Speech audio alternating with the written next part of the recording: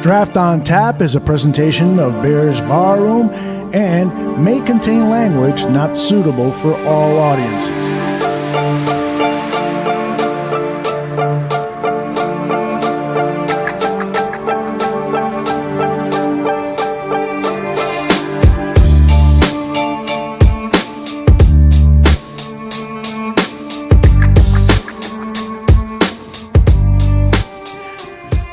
Everybody, and welcome to this special Thursday morning presentation of Draft on Tap. I am Aldo Gandir, your barkeeper, and with me is our barroom senior draft analyst, Danny Shimon. Danny, how are you?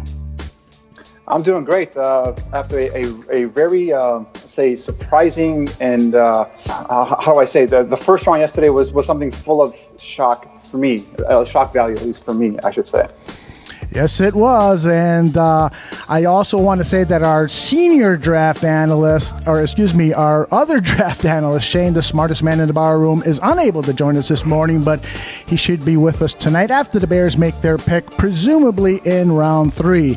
Danny, though, and I are really happy to have a special guest. He is the general manager and national scout of ourlads.com, a man who might be the only NFL draft analyst to have played the game, coached the game, recruited high school players on the major college level, and scouted professionally in the USFL and NFL with teams like the Eagles, Redskins, and Chiefs.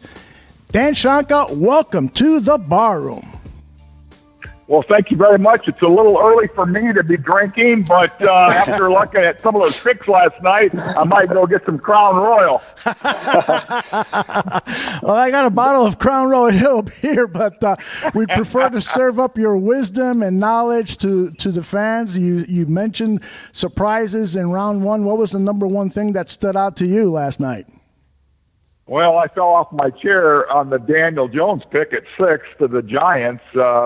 I don't know anybody that had him, in the first round even of the NFL people. Now, you got your Twitter guys that keep, heard that Jones is going to be a first-round guy, and they slipped him in there. But of the knowledgeable people that study this for a living, I didn't have anybody that I talked to or that, they knew about that put Jones in the first. But anyway, we had him like our 40th best player, and to go at 6, I guarantee it. And I know Dave Gettleman very well. I've known Dave for 30 years. He works real hard and is very conscientious in what he does. But I just that was a shocker. And Dave always talks about gold jacket guys. Well, that isn't a gold jacket pick, in my opinion.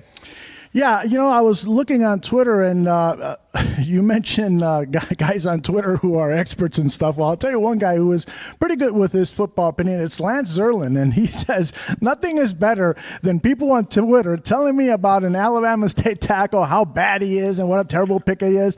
I don't know why I wasted time on his 5 games on tape, as well as the time I spent on him at the Senior Bowl. I should have just asked Jeff from Twitter. There are a lot of experts out there, aren't there? So, but I do want to ask you about this Alabama State tackle who Danny and I saw firsthand at the Senior Bowl. What is your take on him? Well, to me, he is more of a developmental guy. And, the Texans have taken tackles before that haven't worked out for them at, from the small college level. And that's why they keep, digging maybe a deeper hole, but they got to get some protection for Watson down there. Now, I will say this. I think the guy's got some talent and will be but he's not a plug-and-play tackle. To take him at that spot, boy, and not playing against big-time competition, because you guys were down there, you saw one-on-one. He got jacked a few times, and he landed on his behind also, down there at the Senior Bowl. And, but I think that he's got a chance to be a pretty good player, and I don't know if it's going to be at guard or if it will be at tackle. And, we need tackles in this league in the worst way, but I thought that was a little bit of a reach myself. I think he's got some talent, but like Julian Davenport, they got it right now. And I didn't like Julian Davenport, and he was their starting left tackle for crying out loud. And then Chantel Henderson is a guy that I mean, he's like a fart in a windstorm. You know what I mean? You don't know what you're getting on that guy because one day, but he looks the part. And he's a very athletic guy. So they don't have anybody. You know, I mean, Right. they really. Rankin they drafted out of Mississippi State, and he was a third-round pick, and he hasn't done what they thought he would do. But I thought that was a little bit strong. I think the guy has got. I think Howard's got some talent because he's a good athlete. But I mean, he's not a plug-and-play tackle. If they throw him in there, I mean, he's going to be in for a big, rude education into the NFL. I did talk to him after the game at the Senior Bowl, and I asked him, who was the toughest player you went up against, and this was his response. For the whole week, it would probably be Sweat, DN, Mississippi State. Me and him we battled all week. I beat him first one-on-one. He beat me in second one-on-one. But I think I made him a better player. He made me a better player. So for this, entire week, man, just going up against guys we had to go against at practice, it just made me, coming to the realization that, man, these some good guys, man. They picked up here, man. These guys just made me, step my game up to a whole nother level. And I just appreciate that, man, and I just appreciate Jim Nagy for giving me a chance, because if they wouldn't have gave me a chance, I would have never been able to see that type of competition on a daily basis.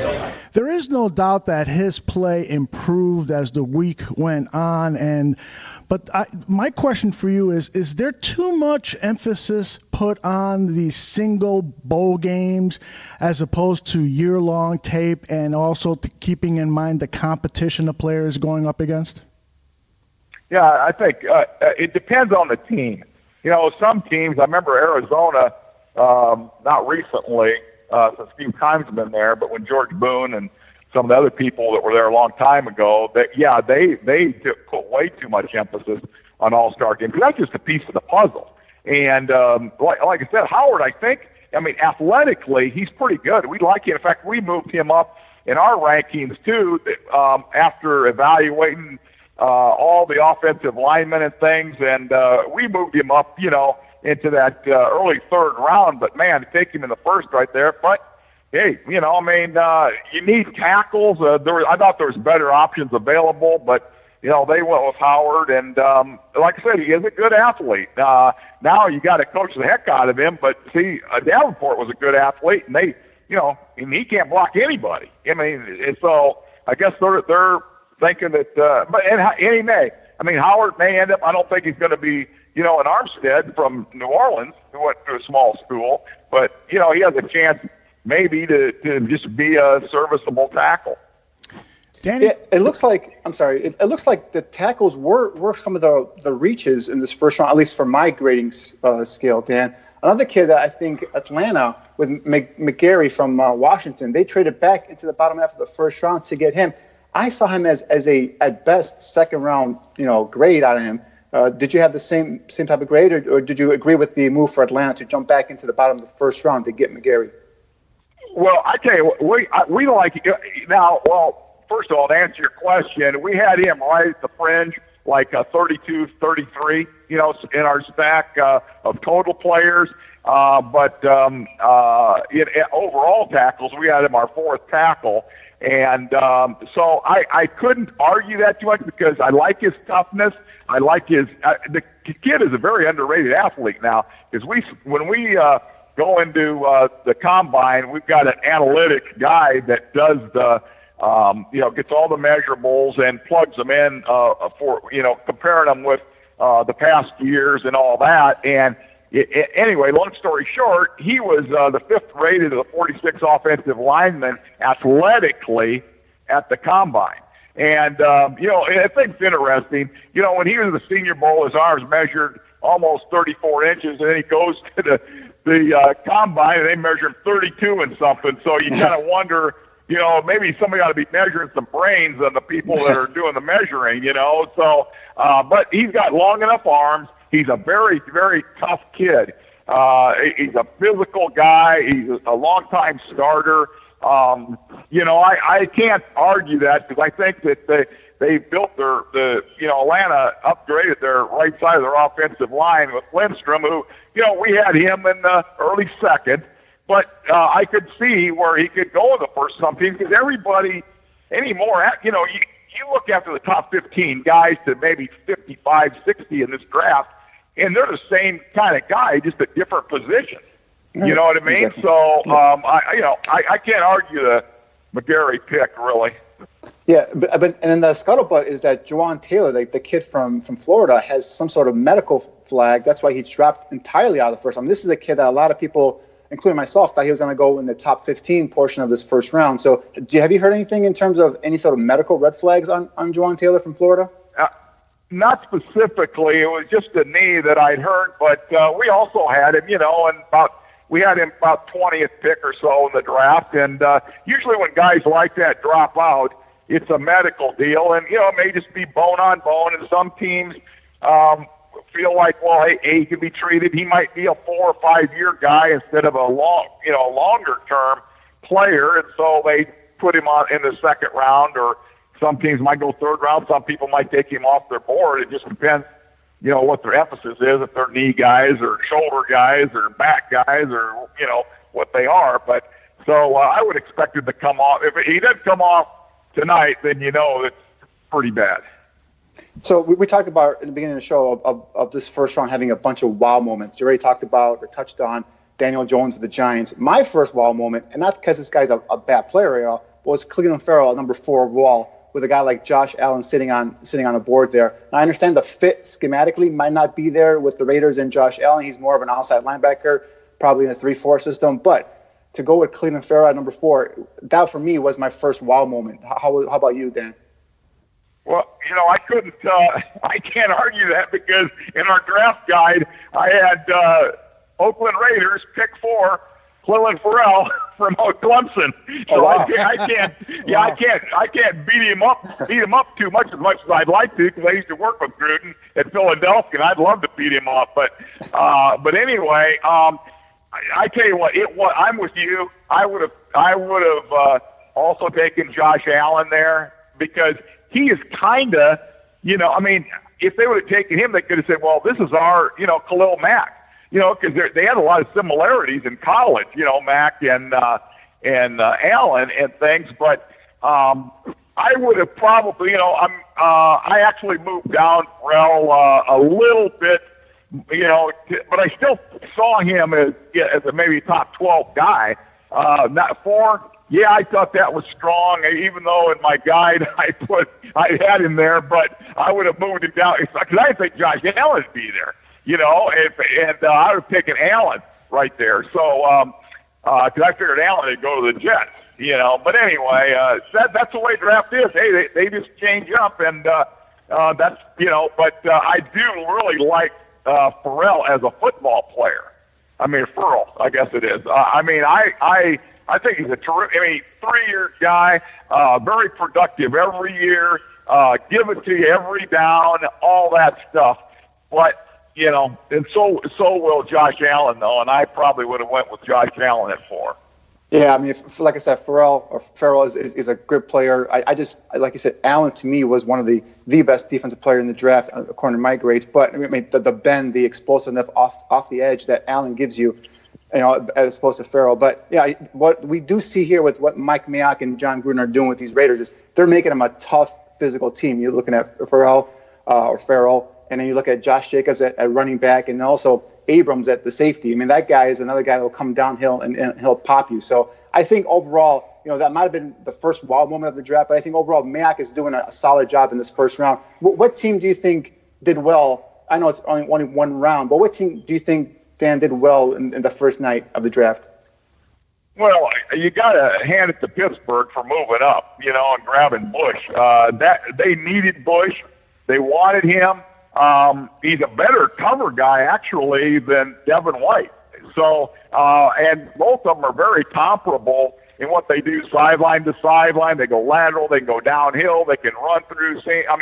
So my hat's off to the Steelers. In fact, when I was studying these guys, I thought Bush all along was a top 10 pick, and he is a terrific football player. So I thought that was a good pick. Obviously, I'm not going to, speak the obvious, but San Francisco, Bosa, that's going to be a good fit for them, especially if they would kick inside Solomon Thomas. Because Solomon Thomas, to me, should be a defensive tackle, not an end. And now you got three guys in rotating side where you got Armstead, and then Buckner has always been one of my favorite, and I loved him at Oregon. And then you got Solomon Thomas. Stick him in there as a three-man rotation because you got D Ford on the other side. So I thought that was a good pick. I thought Seattle had a little bit of a reach there of Collier. I don't think he really has the length that you'd like to have on the end. But, Frank Clark wasn't a real tall guy either. And so we'll just have to see, what happens there. Tampa, I like the pick with White. I like Washington, what they did. Obviously, they got our top quarterback, and I think that Sweat is a value pick. They're just going to have to understand they're probably not going to have him for a couple of games every year because he's going to probably test positive for street drugs. I think he likes weed maybe more as much as anything. It's not so much that hard because obviously that was dispelled. But, hey, you never know. In a year from now, maybe weed gets you one suspension and not four, So, but I tell you what, to me, that was a pretty good draft. The Redskins, in my opinion, really did a nice job.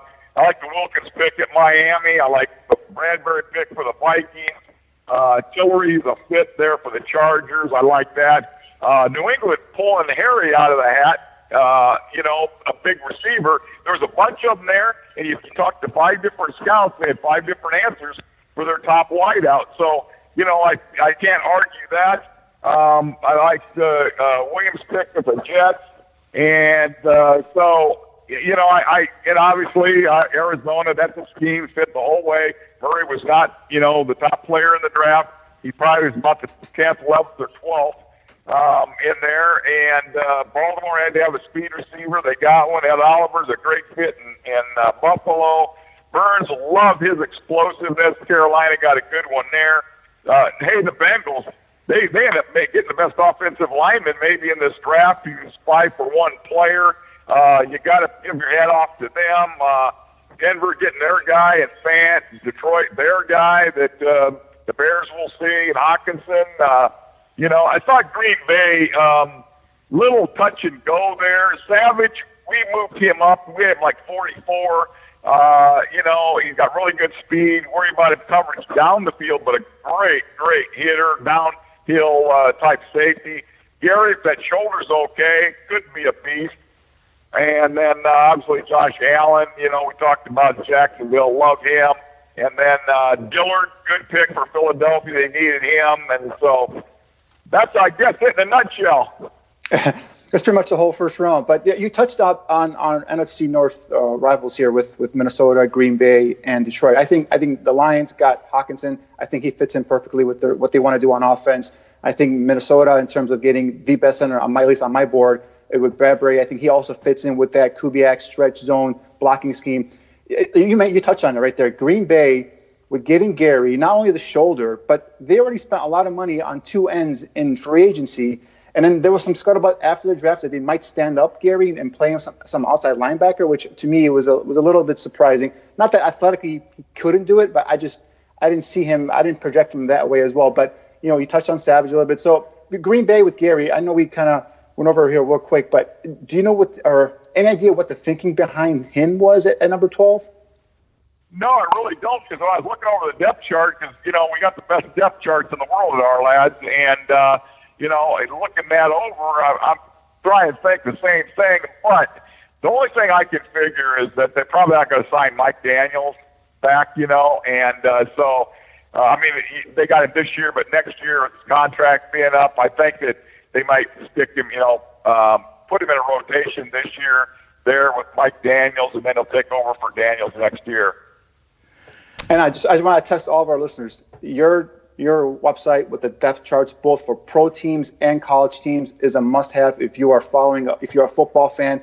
If you have any questions in terms of who signed who, and in terms of free agency, go to the website. Dan, if you could just give it out to us real quick here, so all our listeners know your website. It's OurLads, OurLads.com. And right now we got guys working on the college depth chart, adding all the got an updating information, and we'll get the true depth chart for the colleges will be in August. But now we're working on updating everything and putting all that, together. And of course, the NFL depth charts we do daily, and all the guys that got drafted last night are in green on the depth charts this morning. So, and unfortunately for the Bears, they don't have a green one yet today, but they got a guy full of green named Mac that plays Sundays and was worth those 2 picks. But anyway. Dan, before I let you go, I'd love to ask you one more question. We're doing a mock draft here, and in the 5th round, I have narrowed it down to 2 offensive linemen because I'd like to add some depth for the Chicago Bears at that position. If you can please comment on the kid from Elon University, Oli Udoh, and the big tackle from Minnesota, Donnell Green. Do you like one over the other, and can you give us a quick scouting report? I think, well, I tell you, I saw Ollie every day down at this the East-West game practices, and I graded his film after practice, and I think he's really going to be a good player. Now, I might kick him inside the guard, okay? But he played right tackle, really, at Elon, but he is a dancing bear. I mean, this guy, he's an athletic, he's a big man, he's very thick. He's got what I like, that big, thick butt on him for an offensive lineman. And now, Green is for Minnesota. I think you kind of got to take him with a grain of salt a little bit, but he's a good player late. I don't think I'd take him in the 5th. I think that I would go with Ollie over him because of Ollie's consistency, even though he didn't play in the Big Ten. But Green, he just has an edge to him that I would question, but he's probably going to go, somewhere maybe late, maybe the 7th round somewhere because he's got some talent. But I think he's got, some off-the-field stuff that you may not fire up on. Oh, okay. Well, thanks for that insight. Dan Shonka, the GM and national scout of ourlads.com. You can find Dan on Twitter at ourlads_SHONKA. Give him a follow. Tell him thanks for being on Bears Barroom. And Dan, I want to extend my sincere thanks for jumping on such short notice. You've provided great insight. Thank you very much. Great being with you guys, and it'll be fun to finally get to see some of the Bears get somebody a little later tonight, huh? Yeah, absolutely. Sure will. Yes, indeed. Thank you very much, guys. Take care. Thank you, Bye-bye. Dan. Bye-bye. Bye-bye. Boy, he's got that right. I didn't mind too much sitting out the first round of this draft, given that, we actually got Khalil Mack, a proven future Hall of Famer in the first round. But, it will be nice. And I got to ask you this. There's been speculation on Twitter with, the announcement that Peanut Tillman will make the choice in the 2nd round if the Bears move into the 2nd round. Do you think there's any chance at all that that's going to happen, or is that just a backup? Really? Okay, tell me why. I do think there's a chance. Now, am I saying it's going to happen? No, obviously we don't know for sure. It takes 2 to tango, right? But if there's a player, and we know how this regime, this management team of Ryan Pace and his staff, they like to operate. They see a guy, they target him, and if he's within range, they're gonna go up and get him. Now, I don't know how they would do it. I mean, basically, they only have 5 picks, right? So if you move up into a round, so if, say you go from the 3rd to the 2nd round, not only are you giving up, that your 3rd round pick because you don't have a 2nd round pick, you don't have a 3rd round pick, and you probably gotta give something for next season as well. So, you're talking about they have 2 2nd round picks, next year. I would hate to give one of those 2 up, but if you see a guy and you feel he's a difference maker, okay, and you want to go up and get him, they might do that. So, is it likely? Probably not. But is it out of the realm of possibility? I never put anything out. We saw him last year with Ryan Pace when how aggressive he was in the draft to go and get Anthony Miller. We saw him in the prior to the season starting, getting Khalil Mack. So if he has a guy and he feels that this guy is going to be a difference maker, not just a guy, but a difference maker, a guy that puts him over the top, in that particular position group, I will not put it past him to go up and get him. Anything that Dan shared with us regarding his analysis of the first round that you'd like to comment on, or maybe perhaps something that you didn't quite agree with? Well, I didn't know Montez Sweat liked weed. That's breaking. Yeah, I didn't know that either. I have a feeling he's not the only football player drafted last night that likes weed, but that's neither here or there. But no, I mean, in terms of just the wow moments, like I said, Farrell, good player, solid player, but at number 4 to me was a bit of a reach according to my rankings. I know that they projected him apparently for the Raiders at number 4, but I didn't see it, especially with a guy like Josh Allen available there. A guy's, I don't think he's like Khalil Mack and Allen, that is, because, I mean, he's not physical at the point of attack like a Khalil Mack. Khalil Mack can put his hand in the ground and play defensive end. Allen, I think, to me, is strictly an outside linebacker, but he's a guy that can get stronger, can put on weight, and potentially could become a guy that could put his hand in the ground. He's got the length, he's got the first step quickness, he's got the ability to drop back in coverage.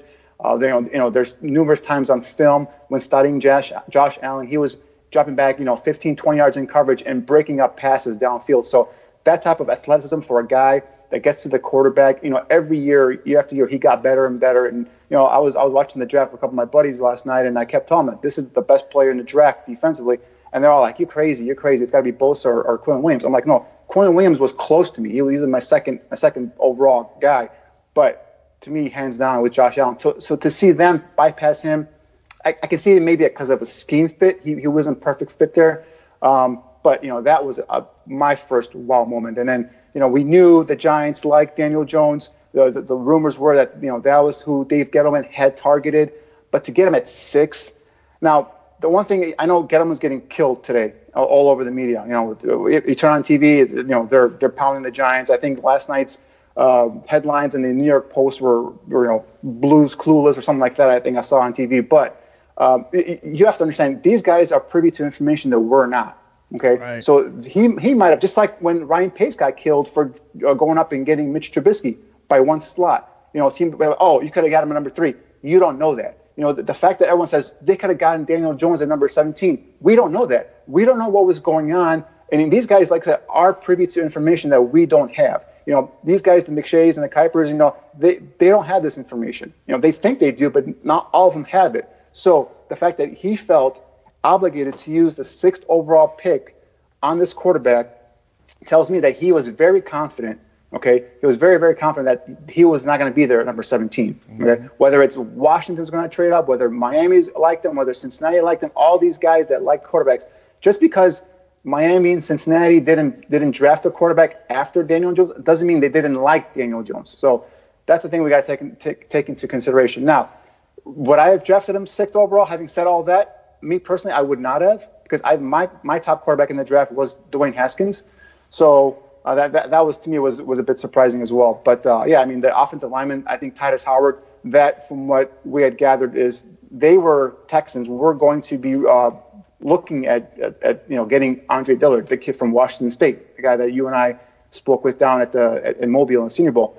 But when Philadelphia jumped them to get Dillard, they kind of just, I don't want to say they didn't have a backup plan, but their backup plan was Titus Howard. So that might have been a reach there. I see him more as a right tackle, a raw prospect, but a kid for me who got better and better during the week at the Senior Bowl.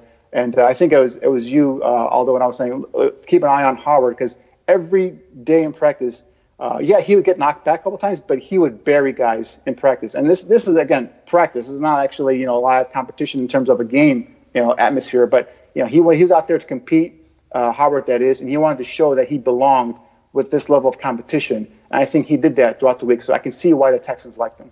Yeah, the NFL Network, in their coverage of the draft, when Howard was selected, they showed replays of Howard's Senior Bowl practices and how he stood, how he knocked down and finished blocks on guys like L.J. Collier and Montez Sweat. So That was very impressive, and we saw it in real life. But yeah, he was knocked down, and that's to be expected for a guy who is now playing up against competition that he probably hasn't seen in his collegiate career. So he's a very interesting prospect, but I do believe, now, like you said earlier, who knows what the scuttlebutt is and what scouts are hearing. There's apparently the Oakland Raiders scouts may have leaked information about, who John Gruden and Mike Mayock. They were fired, and so the Washington Redskins leapfrogged in front of them to make a for pick. Montez Sweat. Right, Yeah, that's I heard right. that as well. That the Raiders had targeted Sweat with that 27th pick, and then lo and behold, Washington jumps back into the first round at 26, one pick ahead of the Raiders, and takes Sweat. So if that's true, I guess sending the scouts home was not really the smart thing to do. That is hilarious. I wanted to ask you about Greedy Williams throughout our process here on Draft on Tap. You've commented on him. You like him, but you sort of wavered a little bit on his first round talent or value. If I got that right, please comment on that and the fact that he was not selected in the first round. Yeah, Williams to me has first-round talent if you're looking for strictly a cover cornerback. He's got the size and the length. He's got the foot quickness and the fluid hips to be able to man cover, press off the line of scrimmage and be able to stay in phase downfield.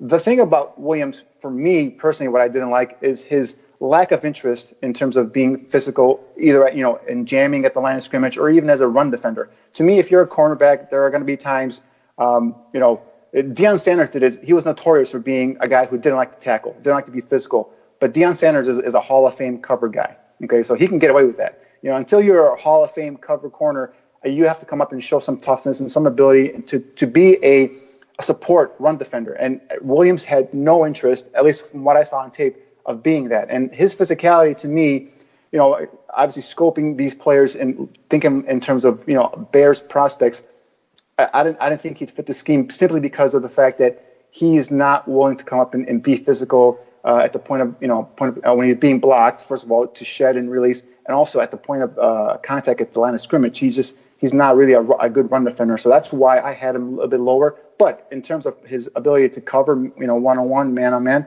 he's pretty good. Oops, I was muted. First time I got caught on a mute, I think, during our Draft on Tap series.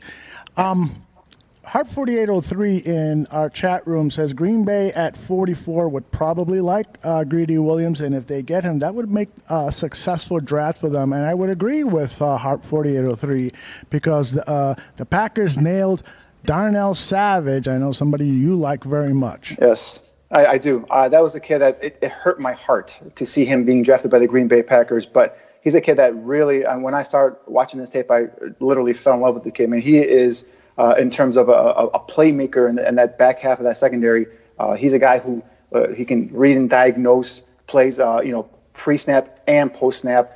His ability to come downhill. He's only 5'11", 190-some pounds, but he's a guy, the opposite of Greedy Williams. He's a guy that will throw his body around as a run defender, will go under and tackle and wrap up and tackle. And his ability to diagnose plays, to be able to get a step up on the offensive player because he's already studied tape and he knows what the play is and what the formations are going to pre-tell here in terms of what the play is going to happen. So that kind of playmaker in that secondary, yeah, his size isn't the greatest, but it doesn't stop him, doesn't deter him. He was very durable in terms of playing at Maryland, so he didn't miss a lot of time because of the size. So teaming him up with Adrian Amos now at safety, and the talk was about Green Bay going for corners, but I mean they drafted Kevin King top of the second round a couple of years ago, and last year they took Jair Alexander. Yeah, he's more of a inside slot corner, but I mean that kid's got Pro Bowl potential. Alexander, that is. So I don't know if they're going to go defensive player again in the second round. I mean, if they do, I think Mr. Aaron Rodgers is going to come and say, "Hey guys, give me some talent here." I mean, free agency wise, they spent a lot of money on defensive players, and the first two picks here in the first round here are defensive players. Aaron Rodgers is going to be like, well, what are you going to give me here? Let's get some players here. I was fearful that they were going to take Noah Fant, the kid from Iowa, the tight end. Me too. And that guy would have been one heck of a weapon for Aaron Rodgers because for me, he is more explosive. To me, he was the best tight end in this class. I agree. He's more explosive than Hockenson. Hawkinson's a better, you say, all-around tight end in terms of an inline blocker and being able to pancake guys at the line of scrimmage. While Fant is not that type of a blocker, he's a willing blocker, but he's not Hockenson level blocking wise. But he's a more explosive downfield target, and he's got the size, the catch radius, and the ability to go up and make plays in the end zone. So he was a guy I was afraid that Green Bay was going to be all over. When they took Rashawn Gary, I was actually not excited, but I was like, all right, whew, they don't have Fant on that offense. But then they took my other guy, Savage, later on, and I was that kind of hurt. But Well, I'll tell you. The Packers, the image. There's two images from the first round. There's what was the name of the guy that tried to kill Roger Goodell? So Wilkins? It was Wilkins. Oh, Christian Wilkins from Clemson, yeah. That image and the image of Gary crying when he was selected are two images of the 2019 draft that I don't think are going to be topped for any draft. That was just well worth the 4-hour show. And by the way, the funny thing about the Wilkins thing, sorry to interrupt, was I turned my head. I don't know what I was doing, and the guys I was watching the draft with, they all were like, whoa. And I went. Turned back to the TV, I just see Goodell stumbling backwards. Yes. I'm like, what happened? Did he hit him? I'm like, what happened? And then they show the replay of him just jumping into Goodell. That was kind of funny. Yeah, very, very funny. All right, here's what I want to do for the last half of this show. I want to go through your top 5 defensive backs at the corner and safety position, go through those quickly. Because most people have identified the defensive backfield as a position of need. And then to end the show, I've done a mock draft that I want you to evaluate. Well, my mock draft is based on an article written by Adam Johns, who just joined the athletic.com. And Adam wrote, I thought, a fascinating piece where he analyzed where the draft needs are in terms of salary, in terms of looking at where the Bears could potentially have to let go of players because of salary cap issues. And so those positions are the offensive line position, the safety position, the cornerback position, the edge position, and the linebacker position. So I did a mock draft through that lens, and so I'm going to have you comment on the players, and then this time I get to play general manager. Sorry, Shane Marsaw. And so we'll end the show with. So am I your college director as well, or? Exactly, that's what awesome. You are. Awesome. You've kept your job. You did a great job on our show earlier in the week. And actually, we've got a bonus check for you in the mail. So, all right. It'll get there someday. All right. So I'm going to play a little music, and then we're going to move on to your analysis of the top 5 cornerbacks in no particular order. I'm going to start with Lonnie Johnson because he's a cornerback that I love. He's 6'3". A 4.55 40. He's out of Kentucky. We saw him at the Senior Bowl. Tell me why you like Lonnie Johnson. Again, I've been on Johnson since, like you said, the Senior Bowl, and he's a guy. When studying his tape, actually, I should say, when studying all of the Kentucky defensive backfields tape, are guys that I really do like, and I do see them fitting schematically within the Bears system. Now, Johnson, I've said before, he's just a dude. What I mean by that is he's just a ball player. He's a guy, we talked about his measurables. He's 6'2", 213 pounds. He's got, a solid arm length with almost 33-inch arms. Ran a 4.52 40 with a 38-inch vertical. So this guy's got the athletic ability to be able to play out on the island, they call it. Play some press man coverage. He's a guy in terms of his ability to jam at the line of scrimmage, his physicality at the line of scrimmage, something I really do like. And I like the fact that he's able to stay in phase with the receiver downfield. Now, some scouts like him more as an off cover corner, meaning guy who plays some more zone. But I think he's scheme versatile, where he can probably play both. But the fact that the Bears do like to incorporate some scheme, some off man, as well as press coverage. It is why it really turned me on to this kid. Now, I personally don't think he'll be available for the Bears. I'll be shocked if he's available for the Bears, because I really thought he might go towards the tail end of the first round last night. But he's still there right now on the board. And as a matter of fact, there's a lot of these corners and safeties that are still available on the board here. So I believe only one corner went in the first round. That was Baker to the Giants. So, with some of the topper corners like Byron Murphy, and we talked about Greedy Williams, and some of the other guys, Lonnie Johnson, I think you'll see a run on corners and safeties here in the early portion of today of a round 2. So if he's available for the Bears at round 3, I will be shocked. But he's a kid that, like I said, during the week down in Mobile, really impressed me, really opened up my eyes. And then when I came back and I saw his tape, I just really loved his total all-around game. He's also a guy that will come up and hit you in terms of as a run defender. He's not going to shy away from the contact. He's confident. He's cocky. I liked it in my cornerback. There was a play where he was talking to a Texas A&M receiver all game, and then lo and behold, the A&M receiver gets a touchdown on him, gets up and stands up in his face. John just puts his head down, walks away. He knows that he got beat. But then when he came back the next play, he's right back on top of the receiver, and he's back in his face again. So that's what you need in a corner. You need a corner who's confident, athletic, and with the ability to cover downfield. And he's confident too. I said confident already, but he's the guy that, if he gets beat, he'll forget it. He's got a short-term memory. He'll come back the next play. He's right back in your face. He's got that bulldog mentality. So that's why I call him. He's just a dude. He's just a football player. David Long, Michigan. Now, here's a guy. I know Berlissimo loves this guy. This is a guy Berlissimo has been killing me about. But the thing is about Long, that he's been overlooked a lot because he had sort of, ho-hum stats, 17 overall tackles in 2018, 1 interception. But there's more to it than stats. Tell me what you think about David Long. Yeah, he's the guy, you're right. Stat-wise, he won't fill up the stat sheet, but he's a guy that didn't get thrown at a lot. Teams, if you watch the tape, teams wouldn't go his way a lot. When they did go his way, he did a pretty good job in terms of press coverage. Again, another guy, a 2-year starter, played 30 games at Michigan with 26 starts.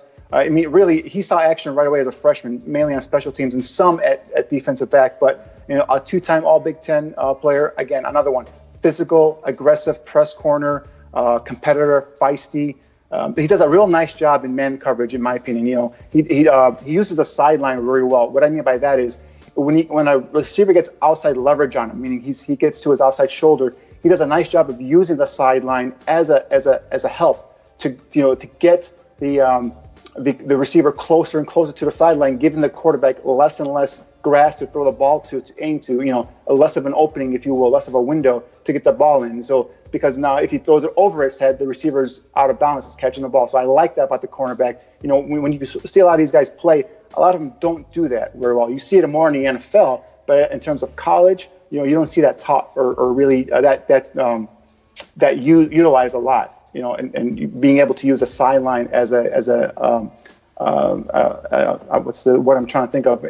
Something that helps you in terms of coverage. So he does that very well. Like I said, when he's downfield, does a great job of keeping his hand on a receiver, staying in phase, and while also looking back for the ball. So I do like him there. Now, the one areas that I kind of get me off, I had some red marks on here, is I think he tested better at the combine than what he put on tape. And that kind of always gets me. So his size is 5'11", 196. So he might be a little bit too small to play outside corner. So I saw him more as possibly a guy who could shift him inside as a nickel. However, when you're watching his tape, he looks to me like he's susceptible to the inside slants. Of course, if you're playing inside, you're going against those quicker, more quicker than fast receivers, guys who are really good in the short area. If you're susceptible to those quick inside moves, you're not really going to do well as a nickel corner. So that's what kind of caught me more so. So I see him more as an outside corner. Berlissimo thinks he can play inside. Actually, Berlissimo thinks that it's probably the scheme that the coaches at Michigan had him playing more outside leverage and giving up the inside is probably why. If that's the case, then there should be no issues playing inside at nickel. Test-wise, he ran a 4.45 40 at the combine. Had a 6.45 3-cone time, and that I'll keep bringing up with these cornerbacks, that three-cone test, that shows their agility laterally to be able to move side to side. And of course, if you're going to be playing nickel, you're going to have to be able to defend that two-way go. You're going to have to be able to go side to side. So that test result right there would tell me that he should be able to play inside of nickel. However, the tape doesn't show that. So that's the only thing I'm kind of hesitant about him. And of course, the length. He's 5'11", doesn't have really long arms. So he might be bullied or boxed up downfield by bigger body receivers. Those are some of my fears. But overall, tough, competitive kid. Like I said, wasn't really tested in Michigan because the opponents didn't go his way. All right, we are moving on. We're going to talk Justin Lane, cornerback from Michigan State. Now, here's a guy who I think in his freshman year at Michigan State, he came in as a wide receiver, and they moved him to a cornerback because they didn't like his hands. So that happens a lot in the NFL. It typically happens, yep. If your hands suck as a receiver, you're playing corner. Exactly. So tell us why he's on your list. Yeah, exactly. You just taught it right there. Former All-Ohio wide receiver in high school. During the midway through his freshman campaign, they flipped him over to defense, and he's been a starter since then. He's only a junior, but he's a kid that's got the length. He's 6'2", 192 pounds, 33-inch arms. He doesn't have the speed like some of the other corners that I like to see. I like to see my corners usually in a 4.4 speed, especially if you're going to be playing some man press coverage in case you get beat off the line of scrimmage. I want to see the ability to be able to catch up to the receiver if he beats you off the line of scrimmage. He has 4.5 speed at the combine. However, his tape shows that he's faster than that. So it's kind of opposite of what I was just talking about with David Long. Athletically, he's got the length, he's got the size, 37.5 vertical jump.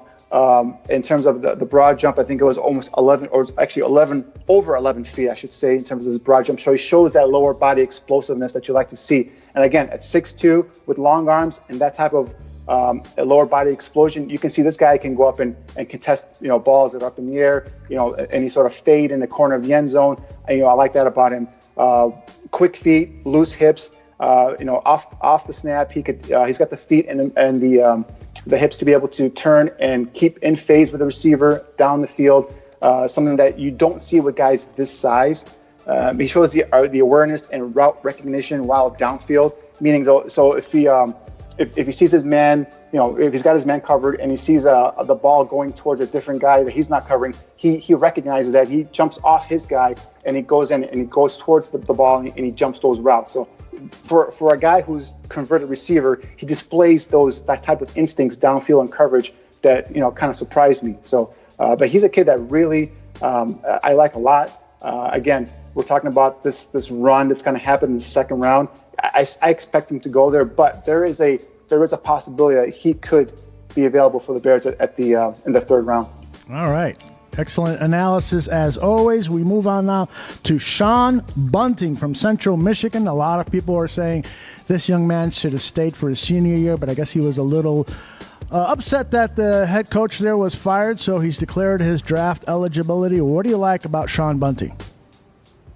Yeah, another kid that, I'm going to continue talking about guys here who are press corners, who have length, right? Who have the quick feet and loose hips to be able to mirror off the line of scrimmage. Bunting is a similar guy. He's 6 feet, 195 pounds. Another guy who's a competitor. He's feisty.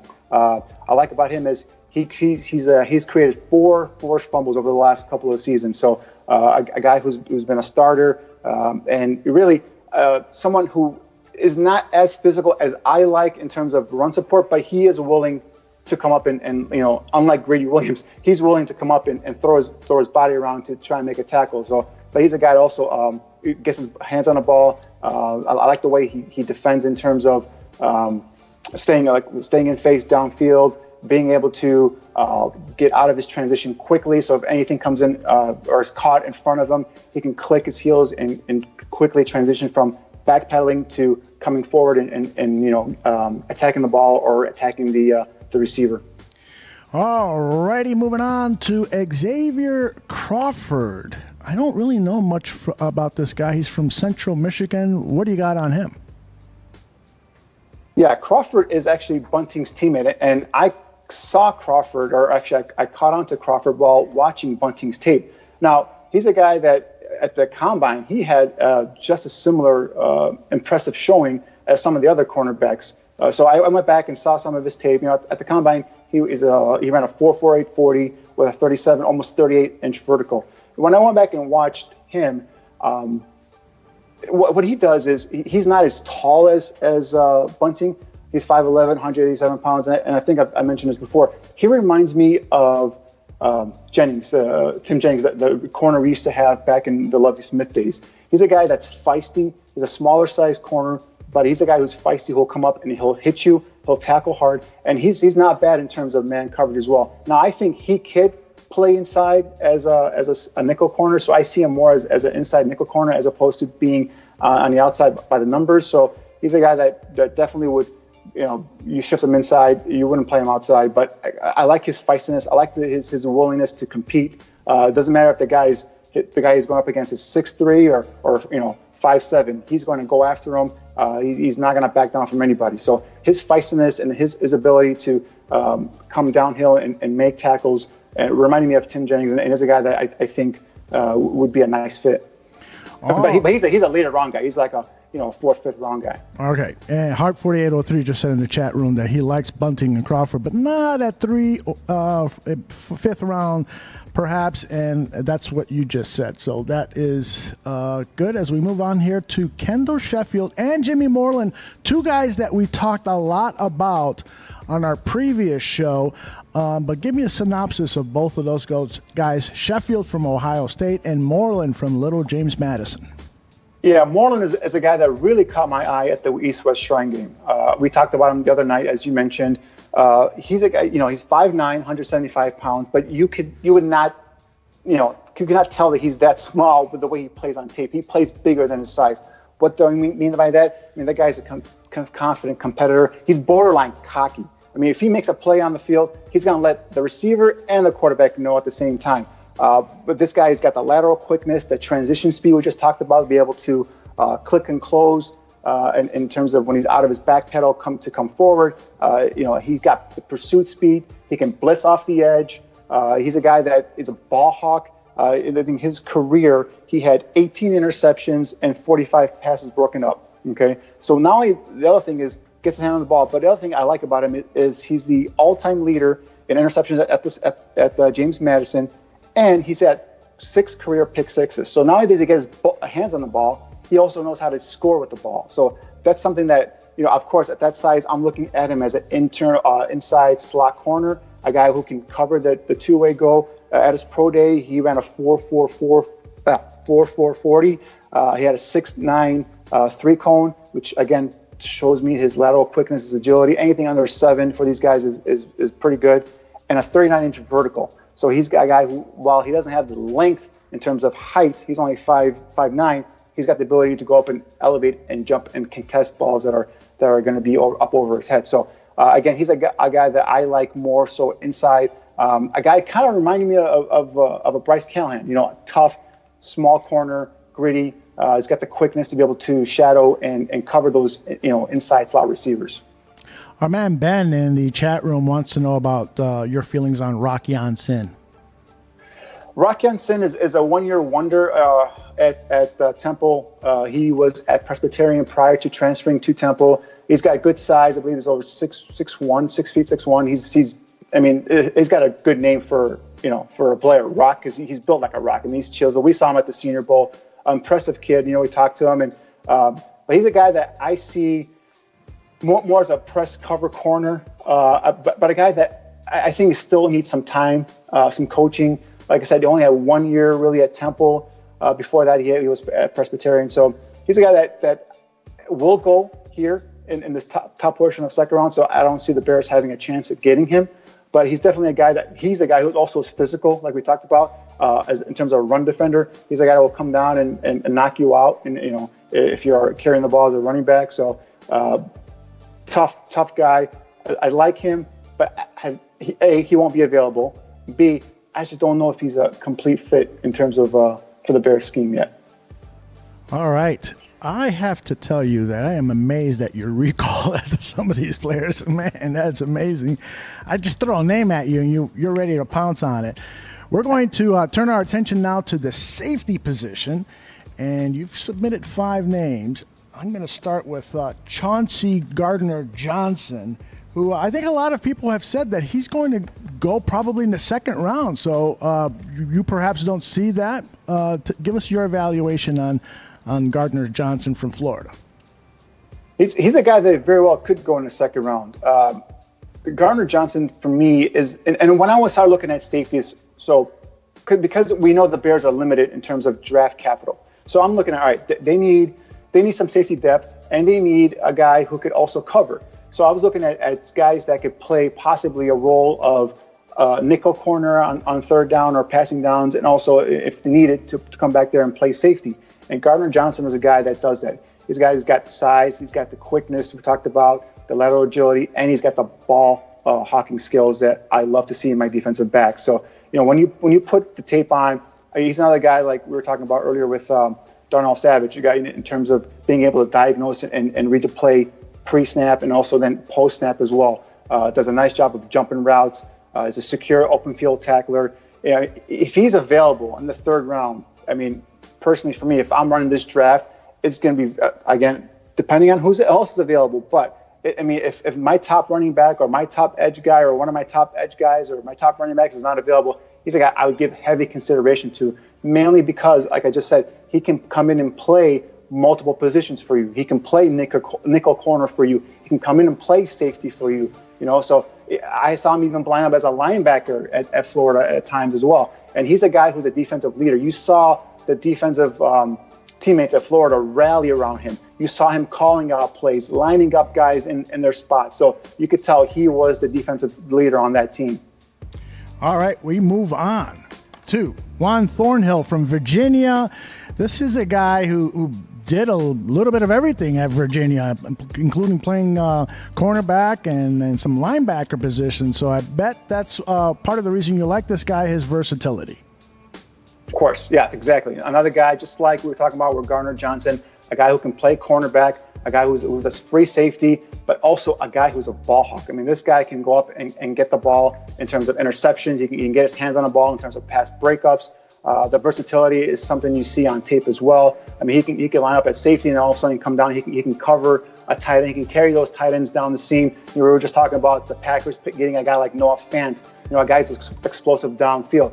If you look around the NFL, we have tons of these guys, tons of tight ends that are 6'4", 6'5". This draft is full of these types of tight ends. We call move tight ends. These guys that come down and just are big play, kind of jacked up receivers downfield, and they make these big plays. And a guy like Thornhill can come down and can cover those guys. He can carry them in the seam. He could come out in the flat and carry or cover a running back. If a running back comes out of the backfield and runs a wheel route, Thornhill has the athletic ability to feed the loose hips we talked about earlier with some of the other players to be able to cover that guy. So he's a kid that a playmaker, ball hawk.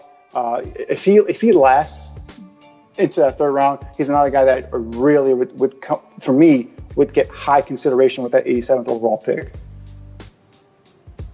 I did it again. The second mute. Woo. That's good. I was doing it last show. Now it's your turn now. I cut all of those out on the podcast version. I don't know if you noticed that, but I'm going to leave these in because I love being ridiculed. You got it. Your third player, and again, these are not necessarily in order, but perhaps they are. Mike Edwards from Kentucky. This guy was an all-SEC choice for the past 3 seasons. So that's pretty high praise. Tell us about Mr. Edwards. Yeah, again, we're kind of the same theme here, right? We're talking about guys that can come on, they can play some safety and can play some corner for you. Edwards is another kid. As I told you earlier, when I'm watching Josh Allen tape, I mean, the whole secondary for Kentucky, caught my eye here and there. Even the other safety, Darius West, and even the other corner opposite of Lonnie Johnson, Derek Beatty Jr., those guys all going to get drafted, and all those guys, there's a place in my heart for all those guys from Kentucky. And these guys can play.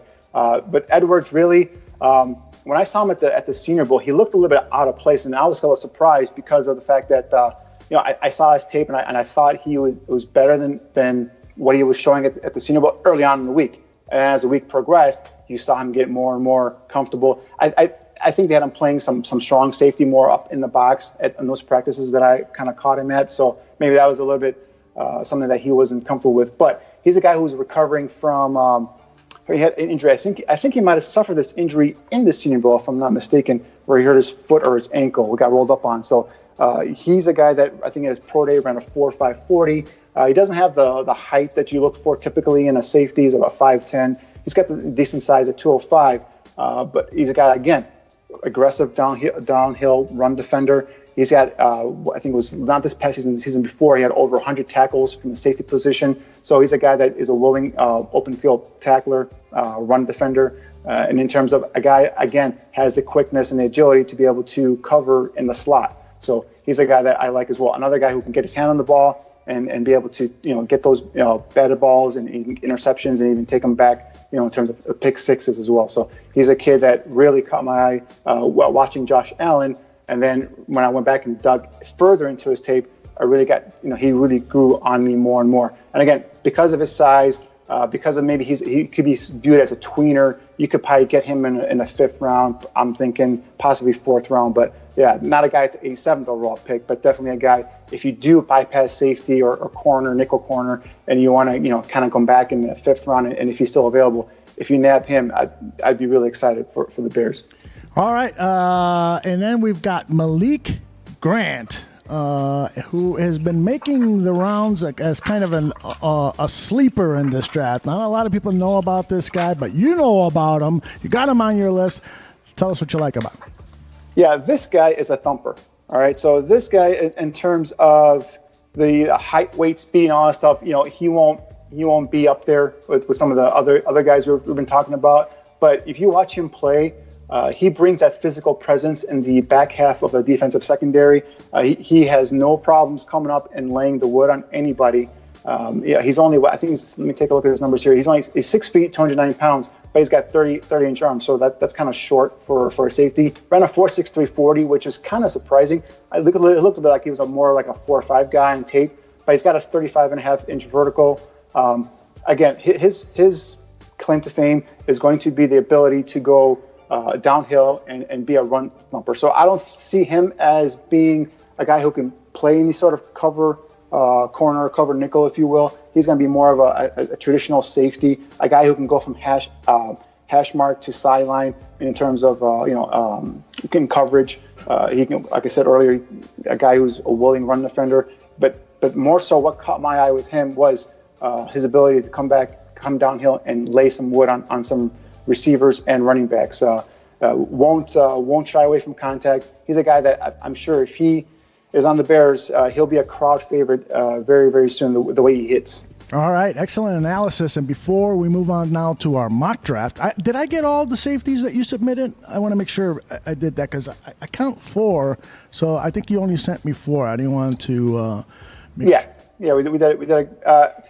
I was trying to really limit the safety down to a guy, like I was saying earlier, a guy who could play both nickel and safety.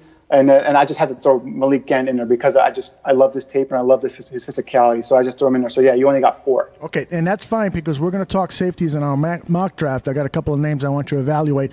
But before we go there, Ben had another question. He wanted to know about Donnie Lewis Jr., who played at the East-West Shrine game. And Ben says that Lewis was injured during the Shrine game and couldn't participate. But he's from Tulane. Ben says he's a leader, and he wanted to get your assessment on him.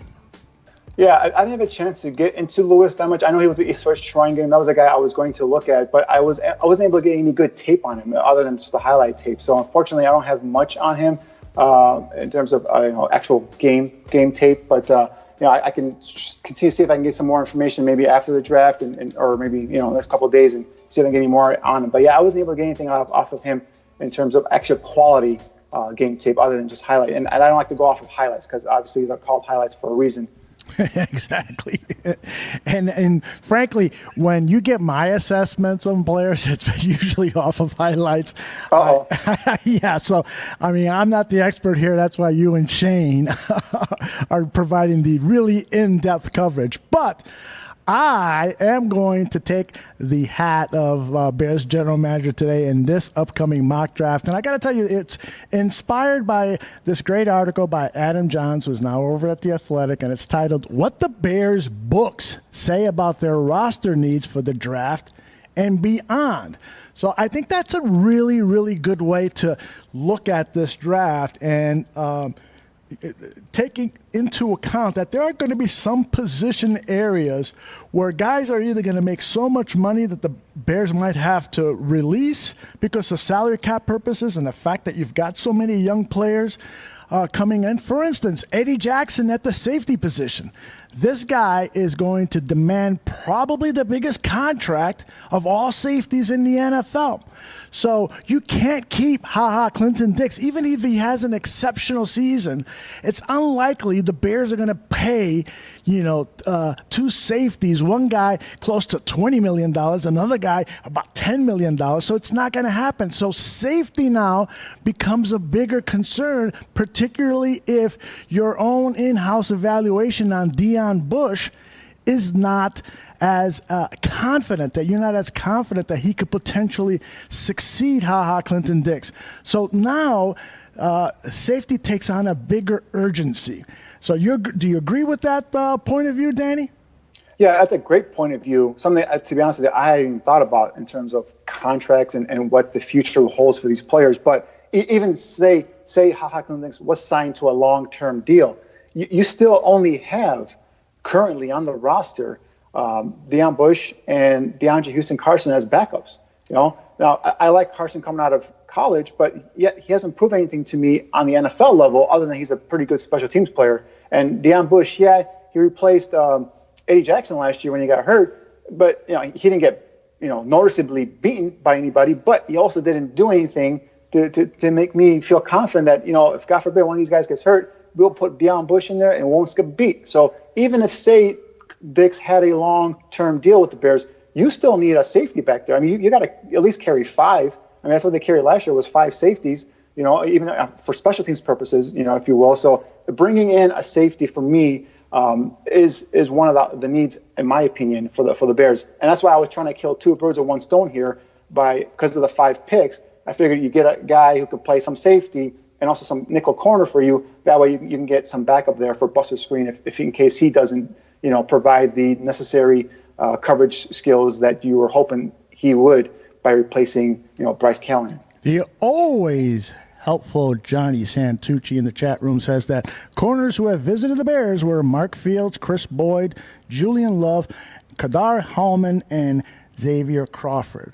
All right, I want to go back to this article by Johns. One of the other position areas that he addresses is the offensive line position, and perhaps the Bears should draft an offensive line because if Kyle Long has had injury problems, there's no doubt about it. He was great enough to restructure his contract, and if things go well, then all of the Chicago Bears starting offensive linemen will be signed through the 2020 season. But you certainly need some depth there, and so that's a position of that you have to kind of look at, and particularly also with Cody Whitehair in line for a contract extension that's going to be expensive for the Chicago Bears. And this guy played in the Pro Bowl this past season, and he deserves the money. So there could be some changes. Who knows about Charles Leno? Perhaps he's released because of contract needs and so forth. Leno is 27, according to Johns. His average salary is $9.25 million and ranks 17th. So he's really a bargain, but you never know. In order to make things happen, there might be some manipulations. So we're talking about across the board offensive line. We're not talking about just interior or tackles. We're talking about at all positions. That is correct. Correct. And let's see. Another position is the edge position. We've been talking about that. Discussed that. Yep. For weeks. But as John says, that Leonard Floyd is coming up on his 5th-year option, which figures to be about $13.2 million fully guaranteed for 2020 if the Bears elect to exercise that 5th-year option, which they must do by May 3rd. So that's a consideration here. You've got Khalil Mack's cap hit for 2020 season at $26.6 million. So are the Bears if they extend Floyd and he's going to make double digits salary, $10 million, $12 million a year, and you got a guy like Khalil Mack making $26 million a year, that's a lot of money to pay for your edge rushers. And yeah, edge rushers are important, but so's that pass rush up the middle nowadays. Exactly.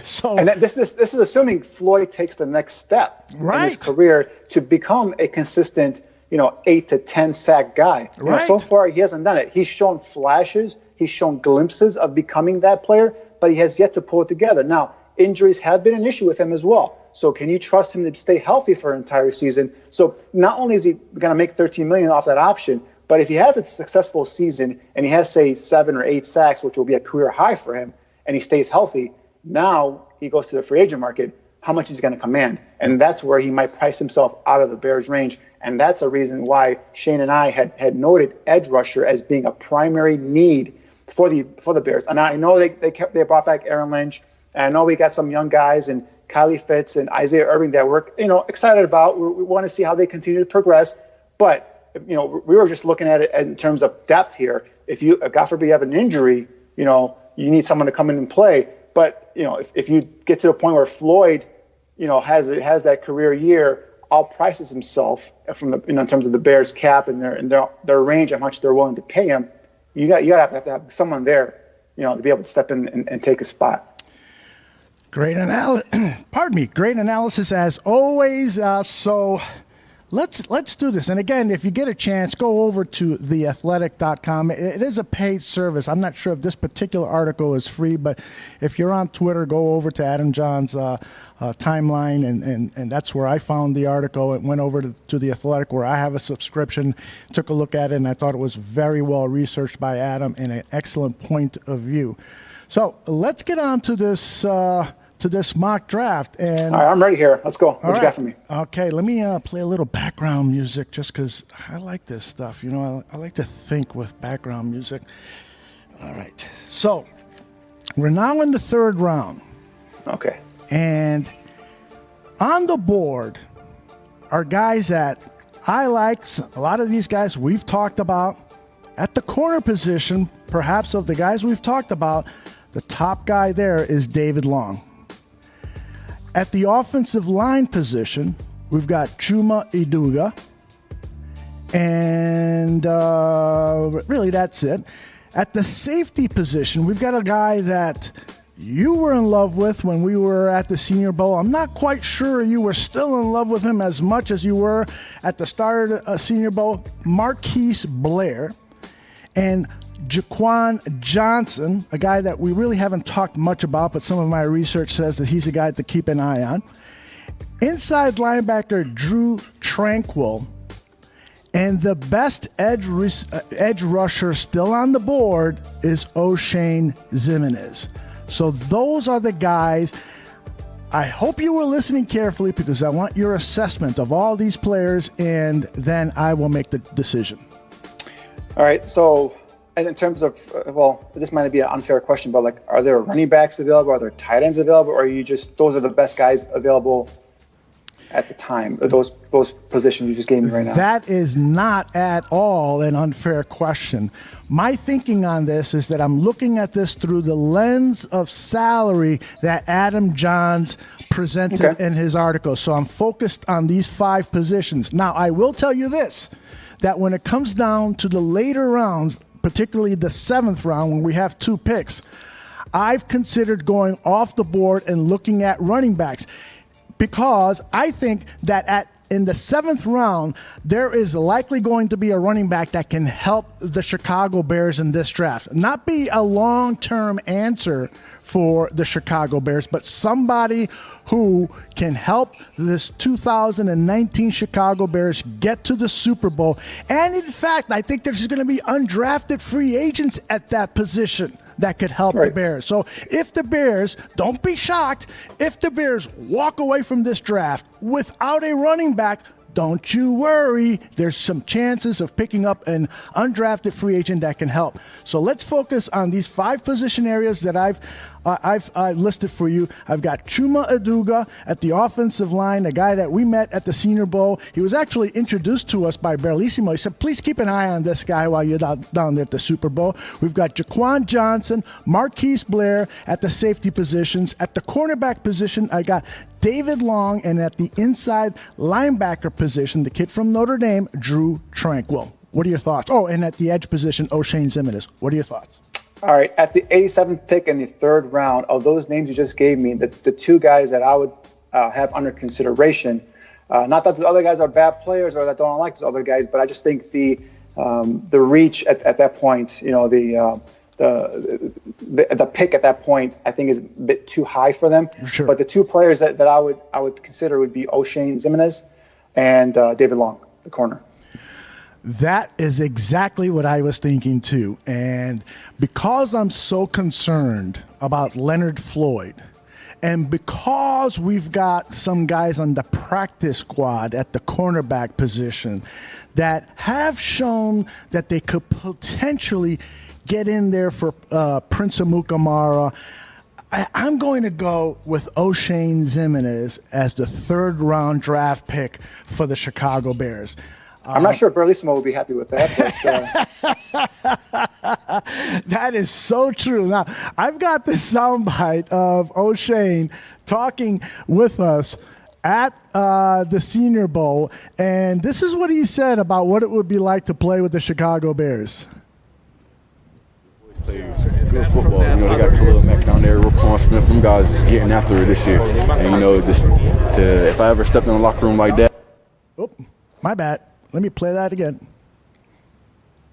Them boys play good football. They got Khalil Mack down there, Roquan Smith. Them guys is getting after it this year. And, if I ever stepped in the locker room like that, I know what kind of energy I have to bring to fit in over there. So, them boys is great.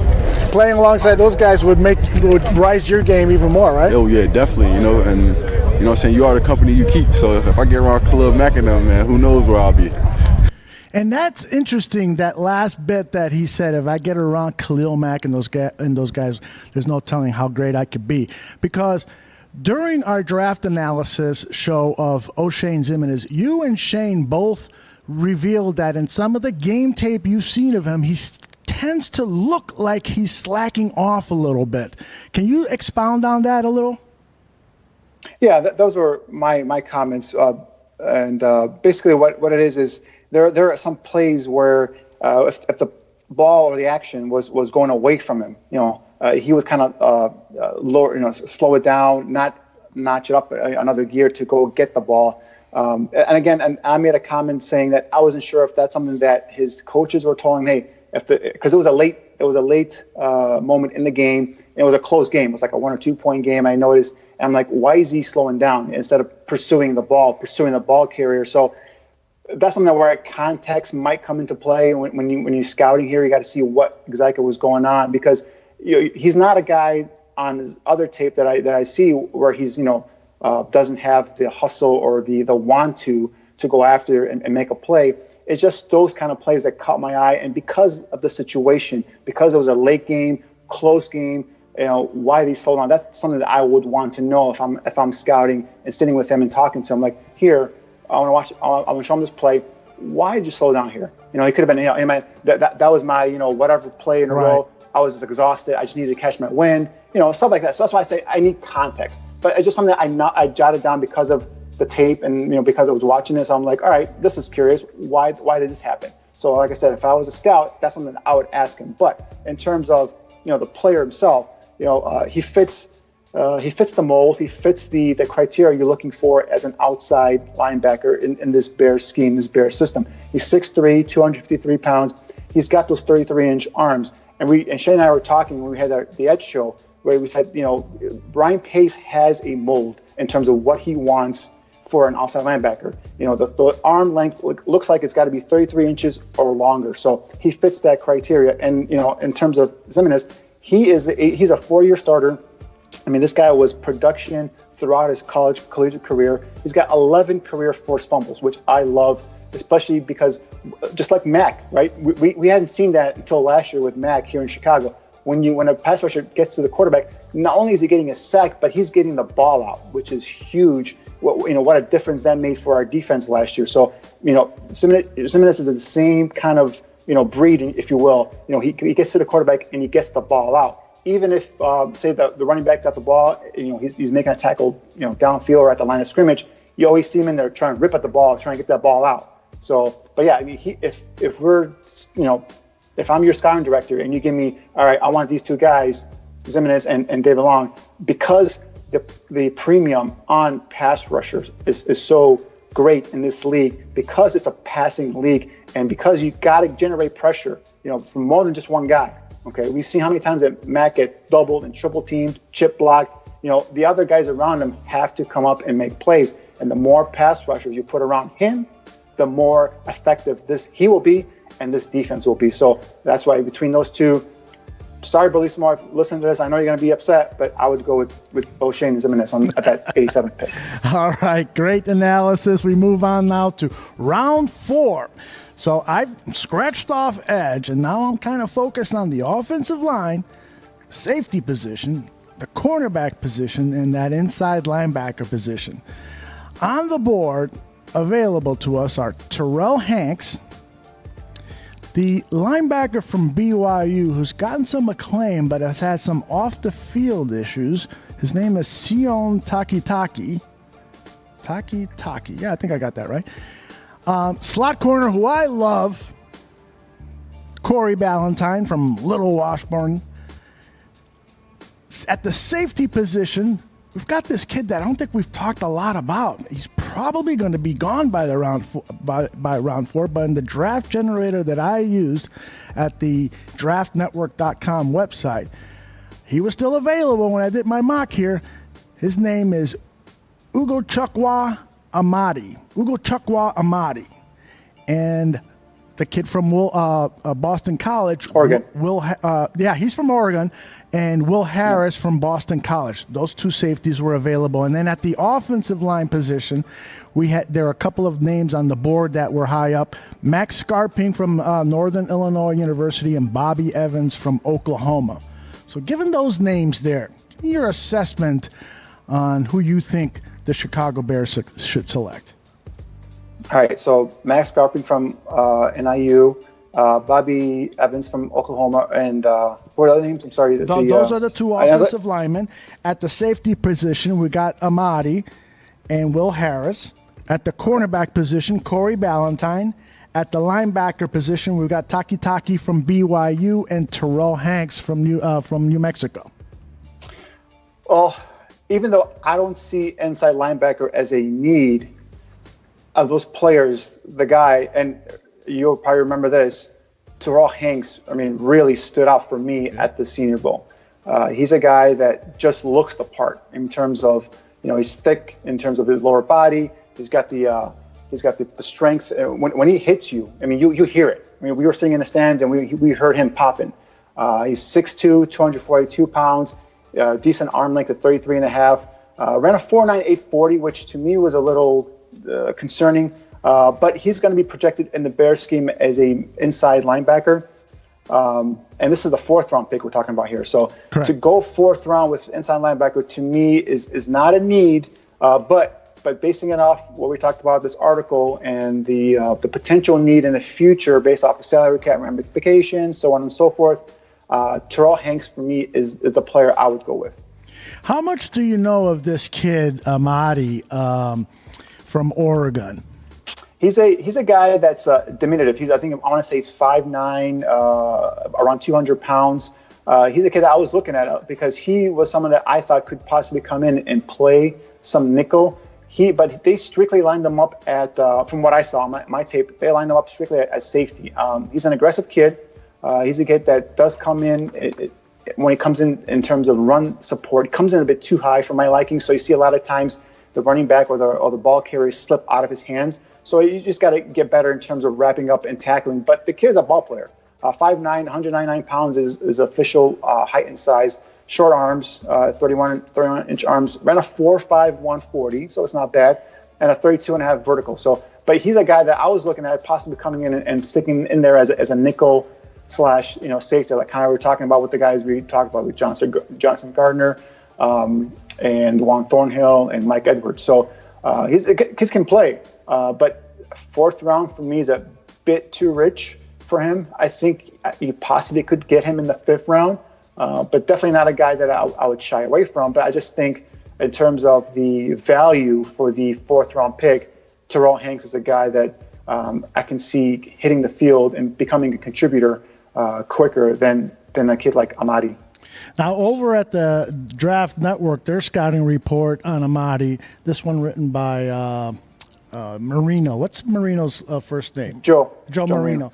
He says that Amadi was a 4-year starter for Oregon and that he started his career at the cornerback position and then transitioned to safety in 2017. He thinks that he's got this a versatility to win in a variety of techniques that should appeal to a lot of NFL coaches, but that he does have matchup restrictions, particularly against big players. So basically he's saying this guy, he can come in and play the slot corner for you, but if he's going to line up against, a big wide receiver, you're going to have some problems there.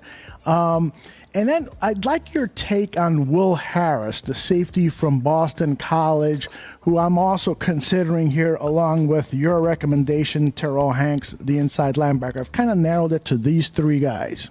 So just real quick on Amadi, in terms of playing the slot, you can line him up in the slot, but it doesn't mean he's going to be effective in the slot. The one time or a couple times I saw him line up in the slot at Oregon, he was covering tight ends, and I didn't think he had the twitch, the short area quickness to be able to match up against quicker, faster receivers.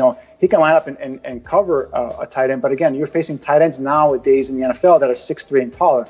The kid's 5'9", we just said 159 pounds, 199 pounds with only a 32-inch vertical. So it's not like he can jump up and get those, and he doesn't have a large wingspan. So that would concern me if you're going to line him up at safety or as a nickel safety and to cover, bigger bodies, tight ends or receivers, so on and so forth. So that's one thing about him. Will Harris is a guy also at the Senior Bowl that he was one of my silent assassins that I posted after we came back. Mm-hmm. He's a guy that really got no hub or no love prior to the Senior Bowl, and actually got no. I haven't seen anything. I don't know if you've seen any sort of coverage in terms of his ability, but a guy who's got size, 6'1", 207 pounds, 4'4", 140, 20 reps at the bench press, which is pretty good. 37-inch vertical. So this is a guy that's got the wingspan, it's got the length, it's got the height, and the ability to go up and contest those jump balls. But in terms of watching his tape, he's just been a guy that's a playmaker, a guy that'll come down again downhill. He's tough and he's athletic. Would not have any issues coming up in terms of run support. Coverage-wise, I like to see him. He was more to me a guy that could play some half coverage, meaning that he takes one half of the field in terms of like one hash to the other. But if you're going to play him in some single high safety, I don't know if he's got the ability to go from sideline to sideline. So there's some limitations physically that I saw. In terms of like breaking on the ball, I didn't think he was as quick as I thought he could be. There was a slight split-second delay. If he got there a bit sooner, he might have been able to get his hand on the ball, maybe caused an incompletion, a deflection, a possible turnover. So stuff like that. Not a bad player, not at all. But I'm just saying that if I had to, with the players you gave me, I think Terrell Hanks, even though it's not a need per se right now, but it's a guy that, of the value, I think he would be the one that would fit that slot. All right. Great analysis. I've narrowed it down to those 3 players, Amadi, Will Harris, and Terrell Hanks. And I'm going to tell you that because of my concern of the lack of safety depth that we have on this roster, I'm going to narrow it down to Amadi and Will Harris, and I'm going to select. If I may, as your scouting director, okay, I would lean heavily towards Will Harris. And that's exactly who I was going to take based on what you just told me. And the fact that while his strength is playing in the box, and I should say, while the Chicago Bears have said, and most teams are doing this, they want interchangeable safeties. A guy that can play the box, the guy that can play the free safety position, the center field position, and Will Harris doesn't really fit that. At least we know that inside the box, he's going to be an effective player there and could potentially team with Eddie Jackson for the next 5 years as the safeties for the Chicago Bears. So in the 4th round, I am picking from Boston College, Will Harris, and now we move to the 5th round. And one thing about Will Harris, real quick, I mean, he's a guy that can come in and cover tight ends because he's got the size, he's got the length in terms of arm length, wingspan, and vertical jump to be able to stay in phase with these guys downfield and be a guy in coverage that can actually oppose a bigger body tight end, as opposed to Amadi. He doesn't have that length, that size for me that I would like to see in terms of my safety. All right, excellent. We move now to the 5th round, and as I mentioned to Dan Shonka at the top of the show, there are 2 offensive linemen who have fallen to us that we've kind of been taking a look at here. Is Oli Udu, the kid from Elon. You and I talked to him at the Senior Bowl. And Donnell Green, who intrigues me because this guy at the point of attack, he's got the power. He's NFL ready at that position. He certainly needs a lot of work. And fortunately, we've got a offensive line guru in Harry Heastan. So, really, whoever you pick in this draft is going to benefit from Harry Heastan. The thing is the player that Harry is working with have the tools to play in the NFL, and I think Donnell Green potentially does.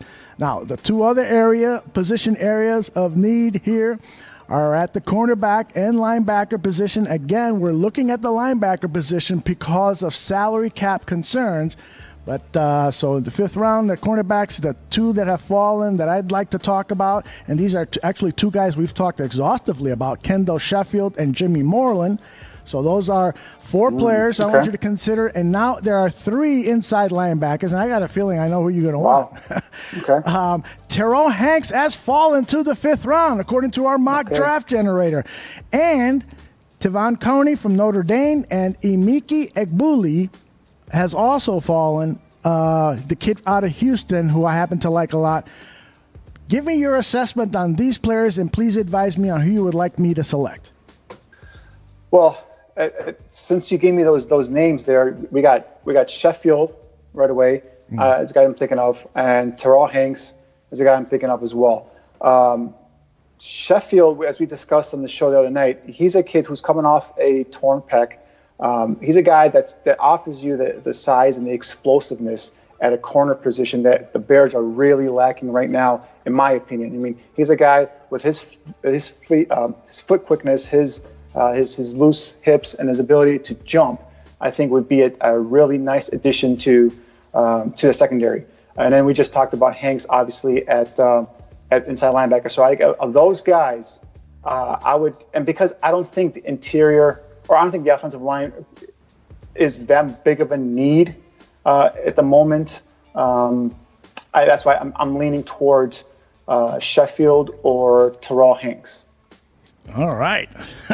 I was actually leaning towards Donnell Green. This guy intrigues me because I think he's got the size, that's for sure. I mean, the guy's 6'5", he's got 35.5-inch arm length, and he's got some decent athleticism to be able to to play offensive line in the NFL. But just like Dan had mentioned, that his future might be best inside at guard. Tall guy for guard. I think he's 6'7".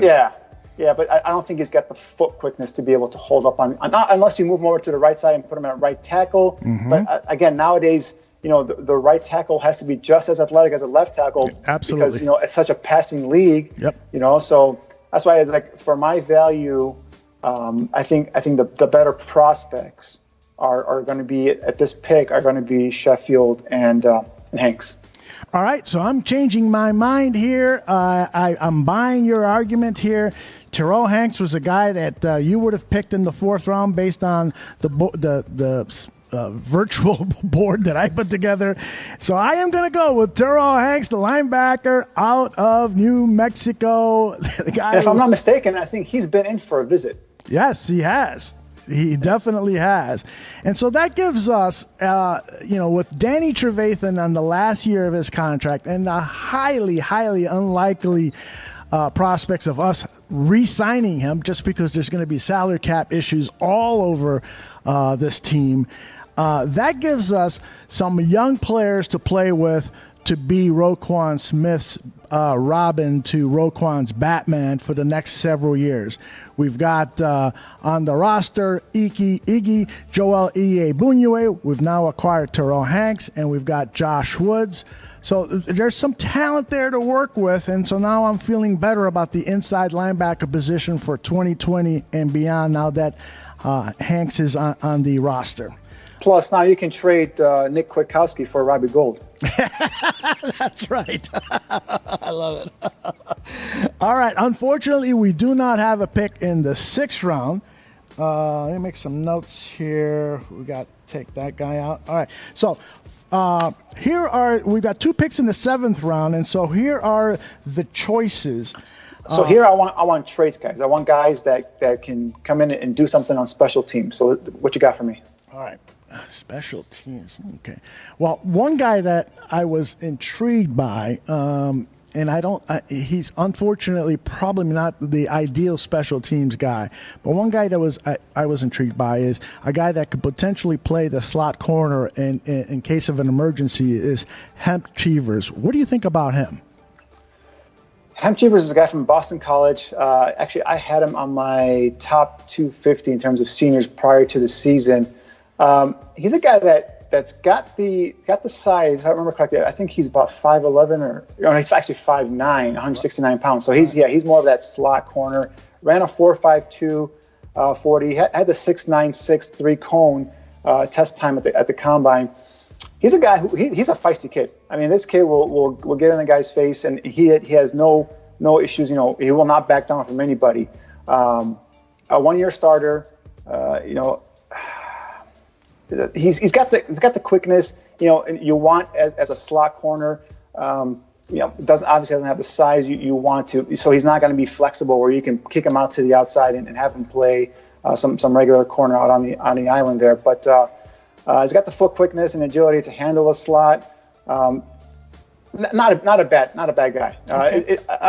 The fact that he's undersized, the play strength isn't what I would like. Especially for a guy inside, because right. He's going to have to be a run defender. He's closer to the line of scrimmage than the other guys are. So he's going to have to be someone that's going to be able to come up and possibly, take on blocks, shed, and then go after the ball carrier. So that's the only reason that I'm kind of hesitant on him. But he's a ball player. He's not, Boston College continually produces, solid ball players. All right. I got good news for you. A guy that you like and you already talked about, Xavier Crawford, has also fallen to the 7th round. So that's another guy for you to consider. And then I'll give you another name. This kid from Troy, the 6-foot, 185-pounder named Blaise Brown. He's kind of caught my eye a little bit because of his ball skills. He's not speedy. But perhaps he's someone we should consider. So we've got Hemp Cheevers, Xavier Crawford, Blaise Brown, and also if you're interested in Montre Hartage of Northwestern, he's available as well. Any comments on those 4? And then I'm going to present to you. No, actually, let's keep it to that, especially in the interest of time, since we're approaching 2 hours on a 1-hour show. So I'm gonna give you this pick and the other 7th rounder pick. You choose for the Chicago Bears between those names that I just presented. All right, so we're llooking at inside slot corner here. We're not looking at a guy on the outside. So if we're looking at a guy on the outside, I'd be leaning a little bit more towards Blaise Brown, because I don't think he's got the lateral quickness and agility to play inside. I think he's more of an outside corner at 6 feet, 194 pounds, to be able with 32-inch arms, to be able to handle some of those bigger receivers on the outside. So we're looking at guys that are interior defenders that can be that can defend those two-way goals on those shiftier, quicker receivers, more quicker than fast. And so that's why I kind of limited down to Hemp Cheevers and Xavier Crawford. And because of his toughness, because of his ability to come up as a run defender, his ability to blitz off the edge that you see on his tape, I got to go with my guy, Xavier Crawford here. I like that pick, and I like a guy named Xavier, with the letter X and so forth, playing the defensive back position. So I remember when I was a kid, I started following NFL drafts when I was 6 or 7. I would draft guys on the basis of their names. Yeah, that's funny because I would say, like when I was younger, this guy, if a name sounds like a football player, exactly. He's a football player, Like to me, Shea McClellan doesn't sound like a football player I'd be scared of. That's right. So, and one of my favorite names, unfortunately, he played the quarterback position, and he sort of lived up to the name, but it would have been a great name for a defensive back. There was a quarterback out of USC named Sonny Six Killer. And he was always killing sixes because as a pro he couldn't really get any touchdowns. But that would be a great name for a defensive back, Sonny Six Killer.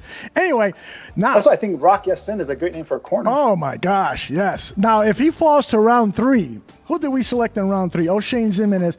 Between O'Shane Ximines and Rock Ya-Sin, who are you picking? Wow. Yeah. I like both those guys. You put me in a tough spot here, man. How much time do I have left on the clock? You got 2 minutes. Do I have any trade offers? Oh, no. That's a tough one. You know what? I like Rock Ya-Sin. I do. I know there's other corners that I like a little bit better than him, but at this point in the draft, the 3rd round, I think you're getting great value for a guy who can come in. Again, he only had 1 year at Temple. A guy who's not ready to, in my opinion, to come in and play right away, but a guy who could contribute definitely on special teams. A guy you can develop, and by year 2, when we were talking about that Prince of Mukamura contract probably coming off the books, who can step in and start there.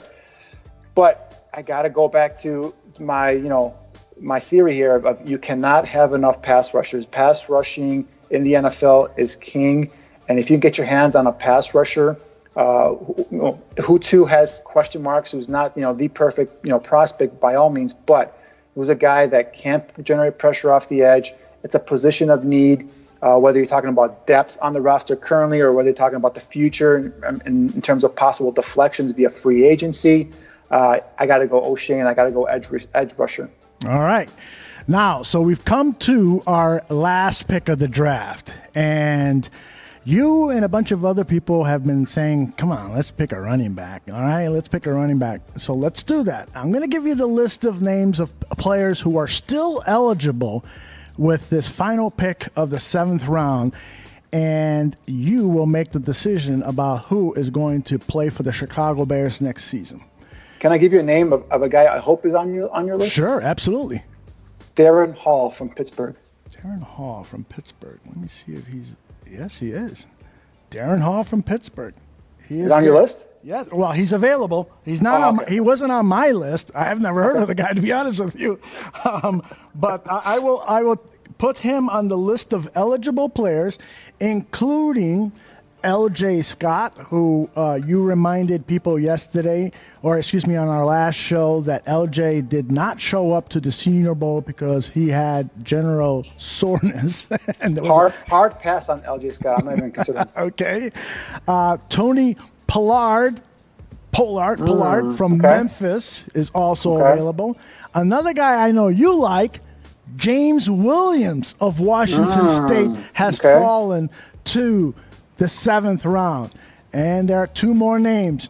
Travis Homer from Miami, that's a great name, Travis Homer, and Bruce Anderson, the kid from North Dakota State, who has some really... This is getting interesting. Yes. So, again, Darren Hall, Bruce Anderson, Travis Homer, Tony Pollard, and we're taking L.J. Scott off the board. Yeah, it's a hard pass on that guy.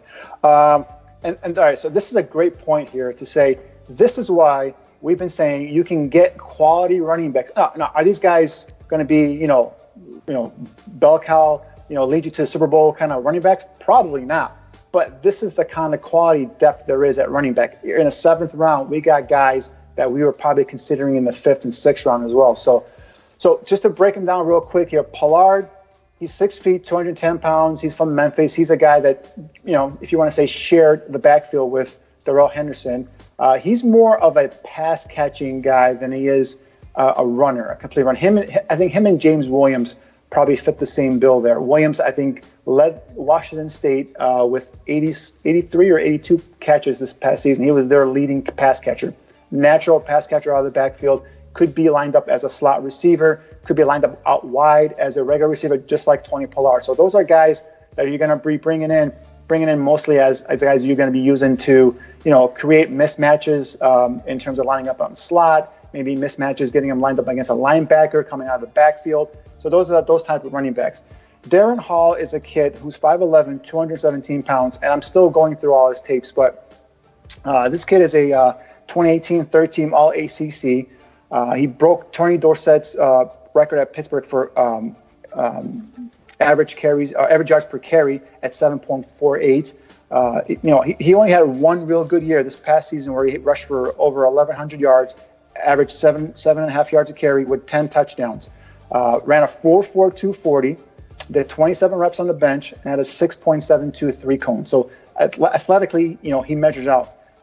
He's got the speed. He's got the ability to take on contact, run through contact. Got the contact balance that I like to see, especially for guys that are going to be running in between the tackles. So he's a guy that intrigues me, especially at this point of the draft. Travis Homer is a guy that really was a backup, a second thought on the Miami roster until their starter Walton got hurt, and then he kind of took over. He's a guy who's a tough runner, a shifty in between the tackles runner. Really good pass catcher out of the backfield. Another guy who can run, through contacts, got some decent contact balance there. But he's limited athletically in terms of he's more of a straight line guy, not a guy who can be really shiftier. So we're going to be looking to pair one of these guys up with Mike Davis and Tariq Cohen in our backfield. So, and Bruce Anderson, of course. Bruce Anderson is a gift from North Dakota State. He's a big play guy, a guy that at the Senior Bowl, quite honestly, didn't really impress me in terms of the way he was running, and especially in pass blocking. I mean, he was getting bullied by linebackers in the one-on-one drills, as also in the 11-on-11 drills in terms of his pass blocking. So, he's got some limitations there. He wasn't even he was splitting carries or splitting starts at North Dakota State. With the other running back is I'm drawing a blank on his name, but he's got the big play speed potential. Anderson, that is. So he's a guy that can take a pitch or could take a handoff and one cut and take it to the house, which is I know something that Nagy and the coaching staff is looking at. So all these guys offer up a little bit of something different here. So, hey, before you make a decision, tell me the one player of these guys that you say, could be the best special teams player out of the lot, because you're really looking at replacing Benny Cunningham here, and and the special teams work that we will miss without him on the team. It's got to be Tony Pollard. Okay. Yeah, Tony Pollard. He's a guy that's got kickoff return value. He's got I forgot how many touchdowns he has, but he's a returner. So if you're basing it off of that, and it is close, okay, it is close, because like I said, all these guys offer something, but yet all these guys are imperfect. And of course, they're 7th round picks. So, it's going to be tough because I like Anderson's big playability. I like Pollard's pass catching ability as well as his return skills, which we just talked about. And I like Darren Hall in terms of his toughness. All right, before you make a decision here, I want to share some thoughts on the running back choice of our fans here in the chat room. Let's see. We've got Ryan Kirkland Billings saying Bruce Anderson. We've got Hart 4803 saying Darren Hall. We've got, let's see, Ben Alexander says that he'd take Anderson because he's a better name. RKB has joined in again with saying Anderson or Pollard, both are return men and could help there. Johnny Santucci says, that Hall is very intriguing. Anderson fits the system, and he reminds us that Anderson has visited the Bears. So those are some of the opinions in the chat room, and now it's time for you to make the call. Danny, go ahead.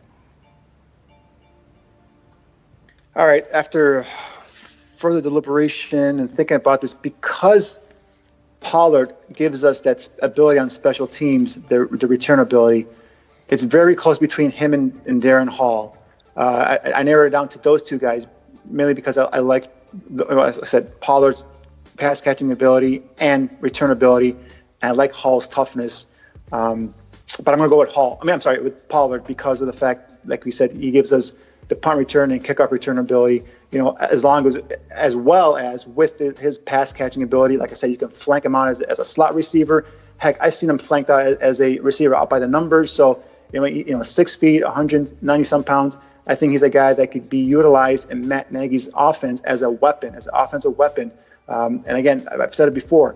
All I want to do is give Matt Nagy as many weapons as he wants, because he will utilize every single one of them to their fullest. And I think Pollard, with his pass catching ability, and he's not horrible as a running back, but that's not his strength, in my opinion. I think his hands and his ability to run routes, in my opinion, is his strength. So, tough choice, but man, maybe I can sign Darren Hall as an undrafted free agent. We'll see. But I would go with Tony Pollard on this pick.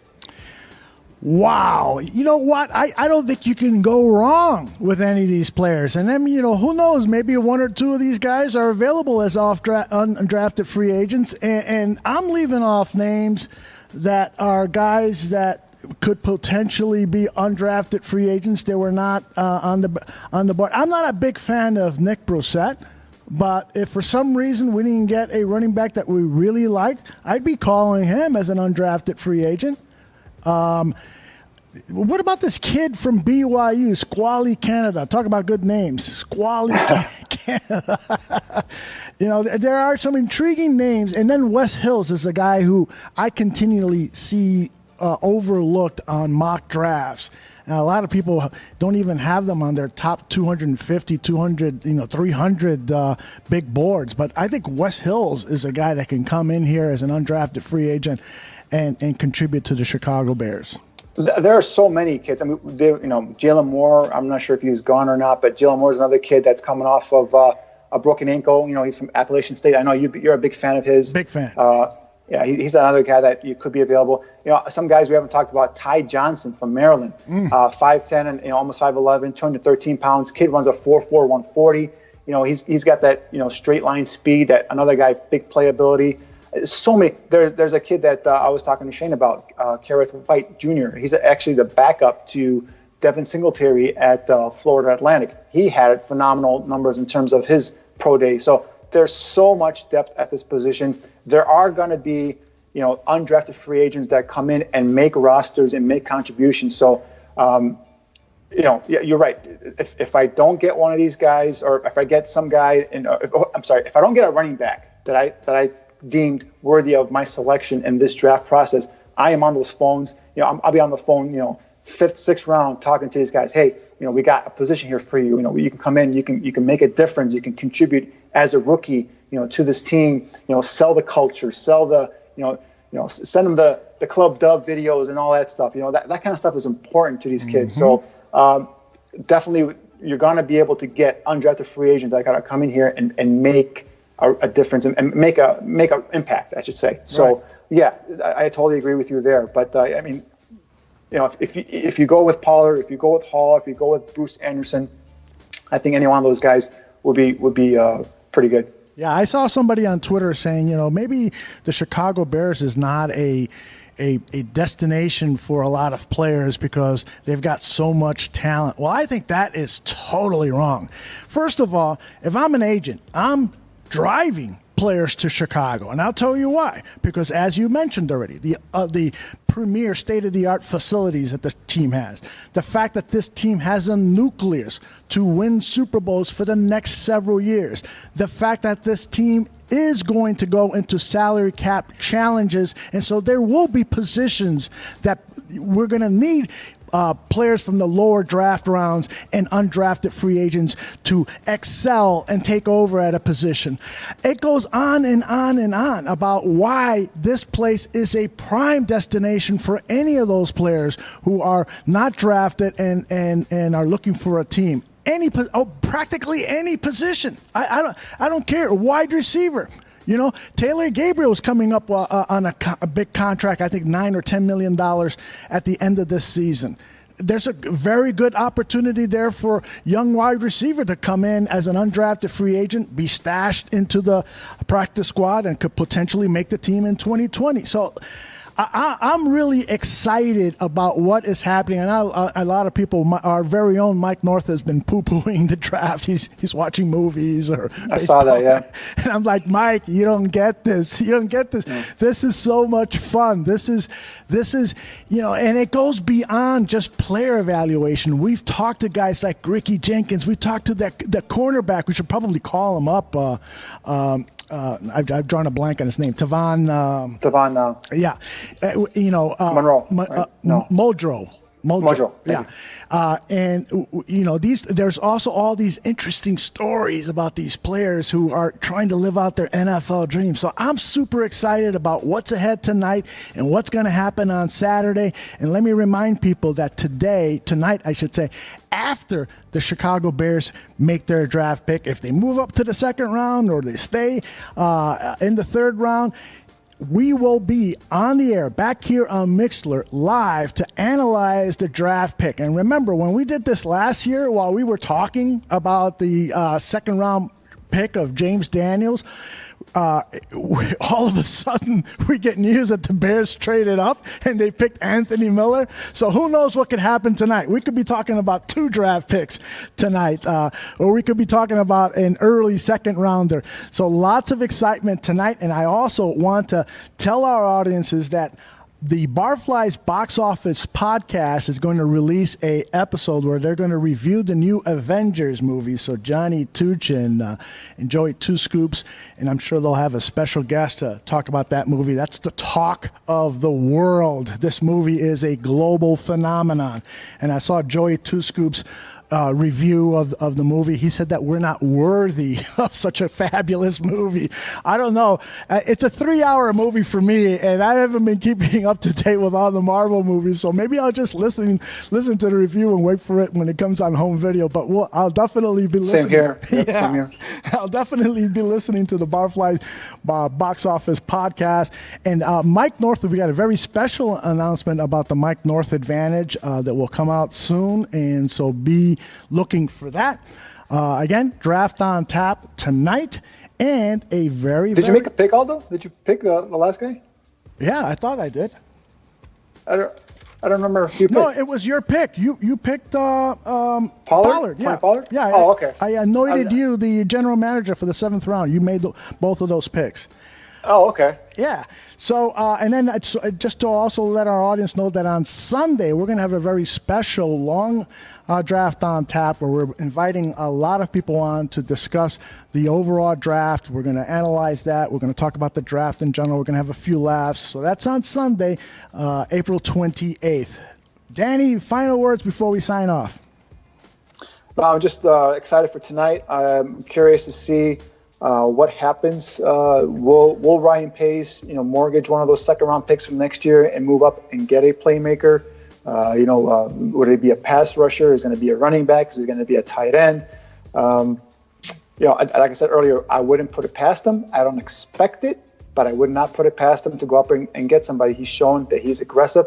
Once he sees somebody, he's got a conviction in the player. He knows that the player can come in and help him, help his team win. Again, they're in this window now where they are Super Bowl contenders, and what you got to do now is you got to get some playmakers here and to get you over the top. So it wouldn't surprise me at all. So and the fact that they've announced Charles Tillman as possibly being someone who announced their second round pick really now has me kind of intrigued here. So yeah, just stay tuned. Like Olive just said, after the pick is made, we'll be on here, breaking it down and analyzing the player, the fit, possibly the move, the trade up, the trade back, or whatnot, whatever happens. So yeah, just looking forward to tonight and tomorrow, where we know Ryan Pace does his best work in these middle rounds, and this is where he finds some hidden gems, if you will, some guys that you don't expect to come in and be contributors right away, become contributors right away, a la Bilal Nichols, from last year. So just excited and can't wait for the next 2 nights. All right, remember, if you drink, please do not drive, and always bear down. Bear down.